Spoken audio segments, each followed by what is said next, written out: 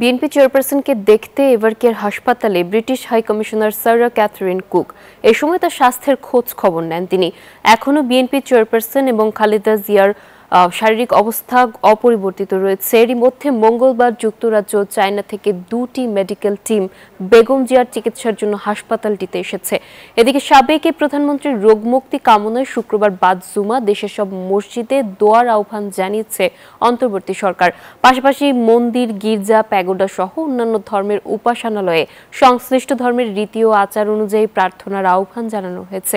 এছাড়া রাষ্ট্রের বিশিষ্ট গুরুত্বপূর্ণ ব্যক্তি হওয়ায় হাসপাতাল জুড়ে কঠোর নিরাপত্তা ব্যবস্থা গ্রহণ করেছে আইন শৃঙ্খলা বাহিনী। আপনাকে যেমনটি বলছিলেন, বিএনপি চেয়ারপারসন এবং 3 বারের সাবেক প্রধানমন্ত্রী বেগম খালেদা জিয়ার স্বাস্থ্য বিষয়ে কিন্তু কিছুক্ষণ আগে নয়াপল্টনে দলটির জ্যেষ্ঠ নেতা রুহুল কবির রিজভী তিনি গণমাধ্যমের সাথে কথা বলেছেন এবং তিনি যেমনটি জানিয়েছেন যে এখন পর্যন্ত ওনার শারীরিক অবস্থা কিন্তু অপরিবর্তিত রয়েছে এবং দেশবাসীর কাছে ওনার আশু মুক্তি কামনার জন্য এবং উনি যাতে সুস্থ হয়ে আবারও দলের হাল শক্ত হাতে ধরতে পারেন, দেশের মানুষের কল্যাণে কাজ করে যেতে পারেন, সেজন্য কিন্তু সবাইকে দোয়া করার, প্রার্থনা করার জন্য আহ্বান জানিয়েছেন। এবং যেমনটি জানেন যে আজকে সকালেই কিন্তু ব্রিটিশ হাই কমিশনার তিনি এখানে বেগম খালেদা জিয়ার শারীরিক অবস্থার খোঁজ খবর নেওয়ার জন্য এই এভারকেয়ার হাসপাতালে এসে উপস্থিত হয়েছিলেন এবং সেখানে তিনি তার শারীরিক অবস্থার খোঁজ খবর নেন। এছাড়াও কিন্তু চিকিৎসক যেই দলটি রয়েছে তাদের পক্ষ থেকেও কিন্তু আজকে সংবাদ সম্মেলন করে গণমাধ্যমে তার সব শারীরিক অবস্থার সবশেষ আপডেট আসলে জানানোর কথা রয়েছে।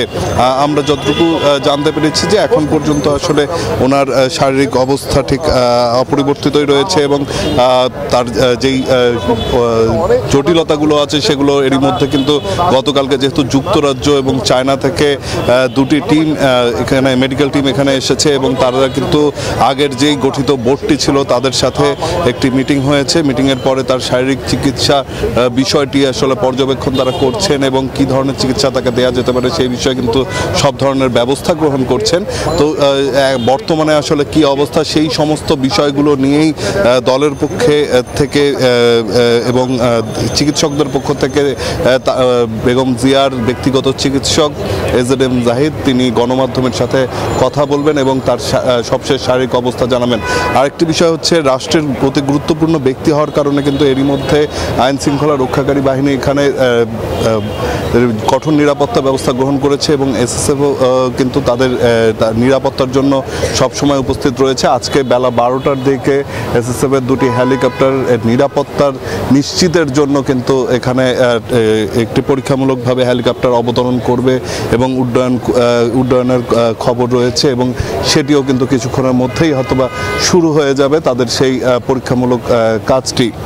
এবং সব কিছু মিলিয়ে যদি আসলে বলি যে এখন পর্যন্ত বেগম জিয়ার শারীরিক অবস্থা অপরিবর্তিত রয়েছে এবং তার অবস্থার মানে শারীরিক অবস্থার যাতে উন্নতি ঘটে এবং মানুষের মাঝে যাতে উনি ফিরে আসতে পারে এজন্য কিন্তু দলের নেতাকর্মী সহ দেশের বিভিন্ন প্রান্ত থেকে নানা ধরনের মানুষ কিন্তু এই এভারকেয়ারের সামনে এসে জড়ো হচ্ছেন এবং তার খোঁজ খবর নেওয়ার জন্য চেষ্টা করছেন। তো এই ছিল এখন পর্যন্ত আমার কাছে এভারকেয়ার সামনে থেকে বেগম জিয়ার সবশেষ তথ্য।